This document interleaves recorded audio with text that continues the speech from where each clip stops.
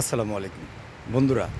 আজকে আমরা এই সমুদ্র সৈকতের একটি বাংলাদেশের শেষ মাথা সীমানা বলতে যাকে বোঝায় শাহপুরের দ্বীপ। এই যে শাহপুরের দ্বীপে আজকে আমরা আসছি, অত্যন্ত সুন্দর। এবং এই যে শাহপুরের দ্বীপের জেটি ঘাট যেটাকে বলা হয়, আমরা আজকে সেই জেটি ঘাটের মধ্যে আছি এবং সুন্দর প্রাকৃতিক লীলাভূমি হিসাবে আমরা শাহপুরীকে ধরে নিতে পারি। এই সাগরের পাশে সুন্দর বিশাল গ্রাম এবং সবুজে শ্যামলে ঘেরা।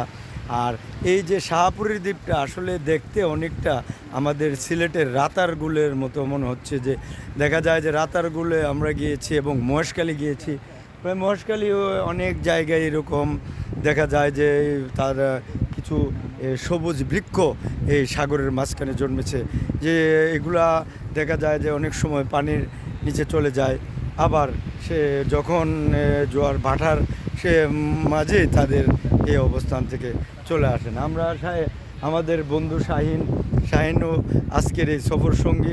অত্যন্ত সুন্দর এই পরিবেশটা দেখার জন্য আমরা শাহিন, কাজল এবং ব্রাহ্মণবাড়িয়া থেকে আমাদের আবদুল্লাহ ভাই, আমরা সকলে আসছি এই শাহপুরের দ্বীপ। এই শাহপুরের দ্বীপের এই জেটি ঘাট পর্যটকদের সকলকে আমরা আহ্বান জানাবো। বাংলাদেশের এই সুন্দর সুন্দর পর্যটন নগরীগুলো হয়তো বা অবহেলিত হয়ে রয়েছে।